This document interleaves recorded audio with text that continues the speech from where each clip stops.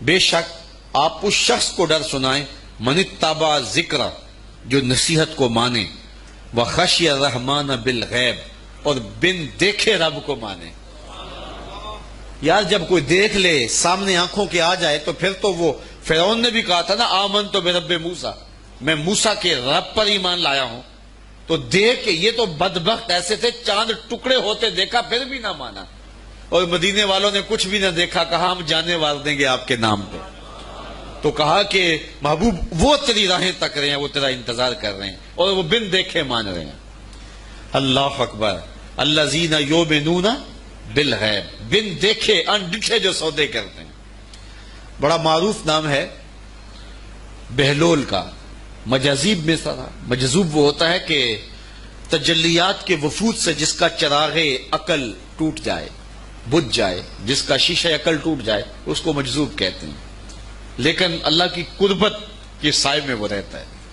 اقبال نے بھی کہا کہ نہ پوچھ ان خرقہ پوشوں کی، ارادت ہو تو دیکھ ان کو، ید بیضا لیے بیٹھے ہیں اپنی آستینوں میں، تمنا درد دل کی ہو تو کر خدمت فقیروں کی، نہیں ملتا یہ گوہر بادشاہوں کے خزینوں میں۔ رب اشعث اغبر مدفوع بالابواب لو اقسم علی اللہ لابر، بہت سارے لوگ کہ ان کے بال بکھرے ہوئے، حالت پراگندہ، تمہارے دروازے پہ ہیں، تم دھکا دے دو، بابا پرے چلا جا، لیکن فرمایا کبھی انہیں چھیڑنا بیٹھنا، اللہ کے نام پہ قسم ڈال دیں تو اللہ پوری کر دیتا ہے۔ ایسے لوگ بھی، یہ بخاری کی روایت ہے جو میں آپ کے سامنے پیش کی ہے۔ رب اشعث اغبر مدفوع بالابواب لو اقسم علی اللہ، اگر اللہ پہ کوئی قسم ڈال دیں، لابر، اللہ پھر پوری کرتا ہے، ان کی لاج رکھتا ہے وہ، چونکہ بندے جو اس کے ہوتے ہیں۔ بغداد کا بازار تھا، اور ایک حلوائی جو ہے وہ صبح صبح اپنی دکان سے جا رہا تھا کہ ایک فقیر آ نکلا، لکڑی کے کھڑاؤں اس نے پہنے ہوئے تھے، تو کہا بابا جی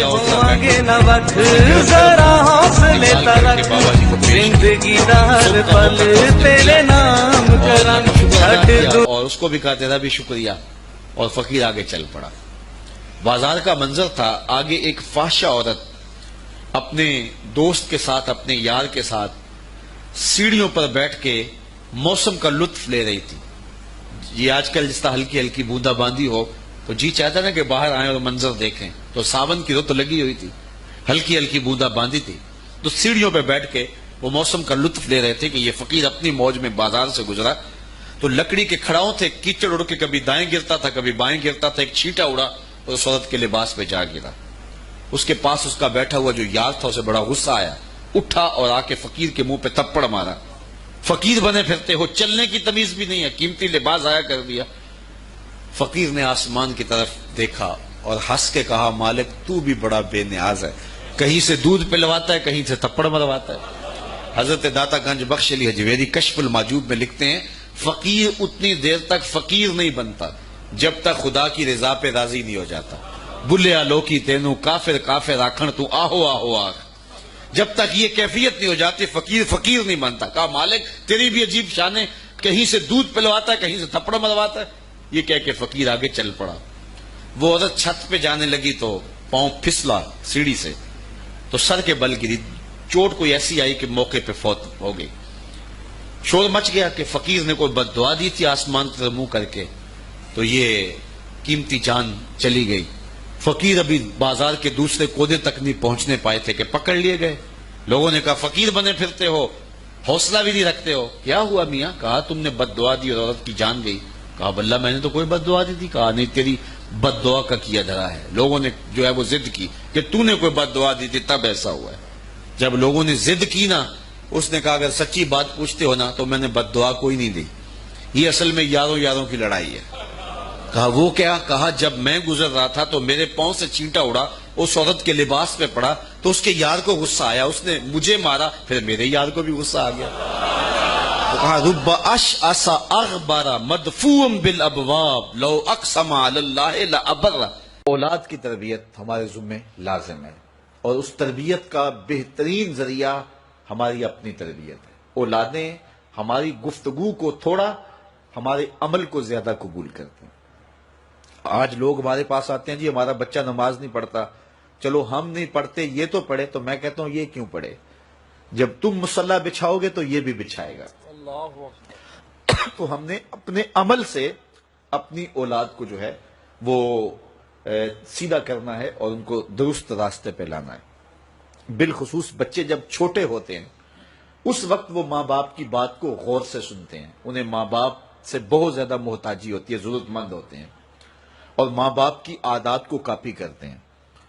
اور عموماً ہم بچوں کو اس عمر میں توجہ نہیں دیتے. 4 سال سے لے کر کے 8-9 سال تک کی عمر کا بچہ انتہائی توجہ کا مستحق ہے کہ ماں بھی توجہ دے، باپ بھی توجہ دے. اس کے بعد پھر آہستہ آہستہ وہ مانوس ہونے لگتا ہے اپنے دوستوں سے، اور بالخصوص 12-13 سال کے بعد وہ مانوس ہو جاتا ہے اپنے دوستوں سے. پھر اس نے جو سیکھنا ہے وہ دوستوں سے سیکھتا ہے. اگر دوست اچھے ہوں گے وہ اچھائیاں سیکھ جائے گا، اگر دوست برے ہوں گے تو وہ برائیاں سیکھ جائے گا. اس وقت ہم پریشان ہوتے ہیں کہ ہماری اولاد ہمارے پاس بیٹھتی نہیں ہے. اصل اس کی اب بیٹھنے کی عمر نہیں رہی، کیونکہ وہ تمہارے ہم عمر نہیں ہے کہ تمہارے ساتھ بیٹھیں، اور اب وہ بچے بھی نہیں رہے تو وہ اپنی ہم عمر نسل کو تلاش کریں گے. اس وقت ہم اگر اولاد کو کھینچیں گے تو وہ ہمارے پاس نہیں آئے گی. وقت جو تھا وہ ہم نے ضائع کر دیا. لیکن ہمیں پھر بھی اس دور میں اولاد سے غافل نہیں ہونا چاہیے. ہمیں ایک تو کوشش کرنی چاہیے کہ اچھے لوگوں کی دوستی ان بچوں کے ساتھ جو ہے وہ پیدا کرنے کی کوشش کریں. المرء علی دین خلیلہ فلینظر احدکم من یخالل.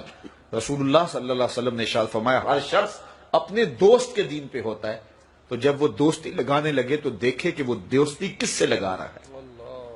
تو جب یہ عمر بچوں کی پہنچ جائے تو اس وقت یہ خیال کیا جائے. اور حضرت سیدنا علی المرتضیٰ رضی اللہ تعالی عنہ نے فرمایا کہ 15 سال سے لے کر کے 20 سال تک کی عمر انتہائی اہم عمر ہے، اور اس عمر میں ہی نظریات بنتے ہیں اور خیالات پختہ ہوتے ہیں.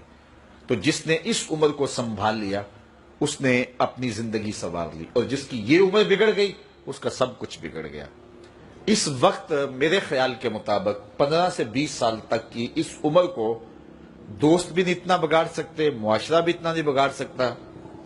اس عمر کو اس وقت سب سے زیادہ جو چیز بگاڑ رہی ہے وہ ہمارا سوشل میڈیا ہے، ہمارا الیکٹرانک میڈیا ہے، اور یہ موبائل جو ہر بچے کے ہاتھ میں آ گیا ہے. تو کم از کم 15 سال سے لے کر 20 سال تک کی عمر کے بچوں کو آپ موبائل لے کر نہ دیں، اور انتہائی ضرورت پر ان کو استعمال کرنے کی اجازت دیں.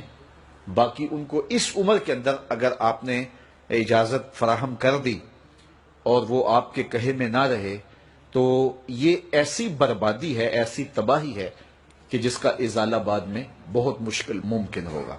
اس لیے اس وقت سب سے زیادہ ہمیں جو چیز نقصان پہنچا رہی ہے، ہماری معاشرت کو جو چیز کھوکھلا کر رہی ہے وہ یہ چیز ہے. یہ میں کل کی ایک رپورٹ پڑھ رہا تھا انڈیا کی، کہ انڈیا کا جو معاشرہ ہے اس میں جو نوجوان ہیں وہ بالکل اس میڈیا کی وجہ سے برباد ہو گئے، اور پاکستان میں بھی اس کے اثرات جو ہیں وہ بہت سارے ہیں.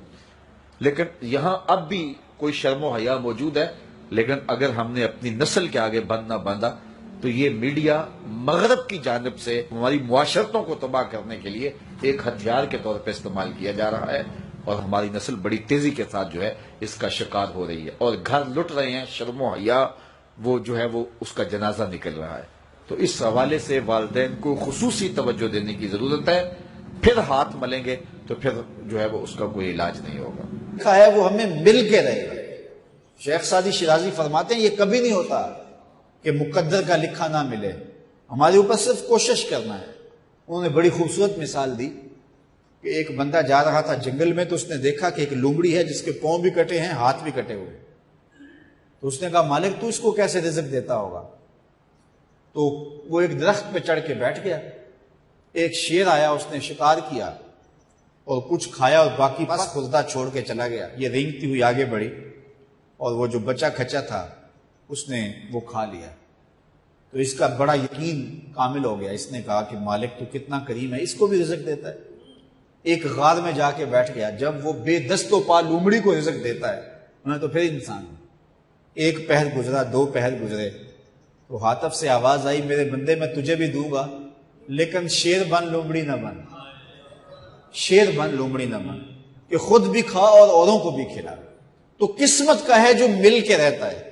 اب کوئی شیر بن کے لے لے یا لومڑی بن کے لے لے، حرام ذریعہ اختیار کر لے یا حلال ذریعہ اختیار کر لے، اب یہ ہمیں اس نے اختیار دیا ہے۔ فَلَنُحْيِيَنَّهُ حَيَاتًا طَيِّبَةً، اللہ فرماتا ہے کہ جو میرا ہو جائے پھر میں ستھری زندگی دے دیتا ہوں، میں پاکیزہ زندگی دے دیتا ہوں، میں نورانی زندگی عطا کر دیتا ہوں۔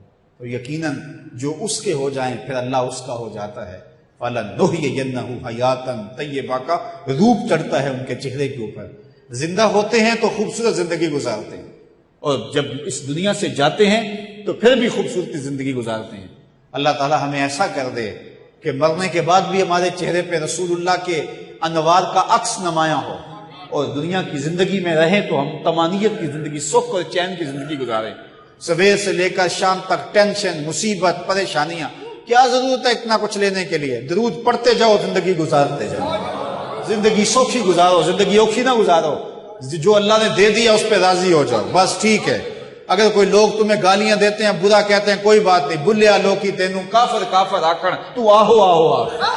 کوئی تکلیفیں دیتا ہے پھر بھی پریشان نہ ہو، رزق تھوڑا ہے تب بھی پریشان نہ ہو، زیادہ ہے پھر بھی ٹینشن نہ لو، اللہ کا شکر ہے، اللہ نے جس حال میں رکھا ہے۔ اور سنو، میں کہتا ہوں کہ یہ ٹینشن فری حدیث ہے۔ حضرت علی المرتضیٰ فرماتے ہیں جو اللہ کے دیے گئے تھوڑے رزق پہ راضی ہو گیا، اللہ قیامت کے دن اس کے تھوڑے عملوں پہ راضی ہو جائے۔ جو اللہ کے دیے تھوڑے رزق پہ راضی ہو گیا، اللہ قیامت کے دن اس کے تھوڑے عملوں پہ راضی ہو گیا۔ تو خوش نصیب ہیں وہ لوگ جو اپنی زندگی کو اللہ کی رضا میں گزارتے ہیں اور اپنی آخرت کو بھی اس کی رضا کے سائے میں لے جاتے ہیں۔ اللہ تعالیٰ مجھے آپ کو اپنی رحمتوں کے سائے میں رکھے، دنیا آخرت کی بہاریں نصیب فرمائے۔ آقا کریم علیہ السلام کی مجلس نور سجی ہے۔ حضرت انس بن مالک رضی اللہ تعالی عنہ روایت کرتے ہیں، ایک شخص آیا اور حضور کی خدمت میں عرض گزار ہوتا ہے، متی الساعہ یا رسول اللہ، اے پیارے رسول صلی اللہ علیہ وسلم، قیامت کب آئے گی؟ اگر ایک طالب علم پوچھ رہا ہو کہ استاد جی امتحان کب ہوں گے، تو اس کا مطلب صاف صاف یہ ہے کہ اس نے بھرپور تیاری کر رکھی ہے اور بے چینی سے اسے امتحانات کا انتظار ہے۔ تو اس نے کہا متی الساعہ، قیامت کب آئے گی؟ تو حضور نے اس کو جو جواب دیا، فرمایا ما عادت لہا، قیامت کا پوچھ رہے ہو، اس کے لیے تیاری کیا کر رکھی ہے؟